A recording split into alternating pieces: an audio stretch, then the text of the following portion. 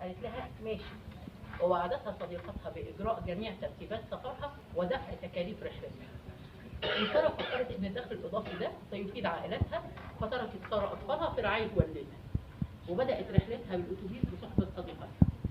سارة لم تكن تمتلك وثيقة أو أي مستندات، لكن صديقتها أكدت لها أنها لن تحتاج إليها لأن لديها أصدقاء على الحدود. بعد السفر بيوم واحد واستكمال الرحلة، تركت صديقتها سارة في رعاية قبطان السفينة، وقالت لها أنه سيأخذها بقية الطريق إلى البلد دي. اتفاجئت سارة برؤية الرجل قبطان السفينة يمنح صديقتها نقودا كثيرة، على العكس لأنها كانت بتتوقع أن صديقتها هي اللي هتدفع للقبطان. حاضر. لخصيها.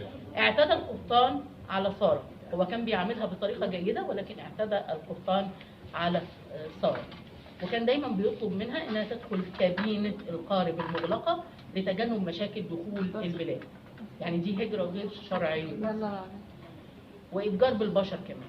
في المساء وبعد يوم من السفر وقفت السفينة في خليج منعزل، ثم أجبرت سارة على العودة مرة أخرى للكابينة.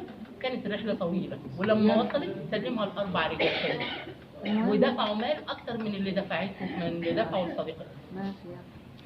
طلبوا منها الصعود إلى خلف الشاحنة حيث يوجد بها شابات كان شكلهم مضروبين جامد. سارة خافت واعتقدت انها عمرها ما هتحصل على الوظيفه اللي زميلتها وعدتها بيها، وكانت اول ما ترفض اي امر يطلبوا منها الرجال ده يهددوها بالمسدس. وصلت هي والفتيات للبلد اللي مهاجره ليها، وطيله الاسابيع كان بيعتدي عليها الرجال الاربعه دول جسديا وجنسيا، وبيحتجزون النساء ديت في منزل، وبيحذروهم من محاوله الهرب لان الشرطه ستحتجزها في السجن وترحلها لانها في وضعيه غير قانونيه. بل وكانوا بيهددوها باصدقاء بطفلها وقالوا لها ان احنا ممكن نقتلوهم. سارة اجبرت على ممارسه جنس مع رجال بياتوا الى المنزل مقابل دفع اموال للرجال الاربعه.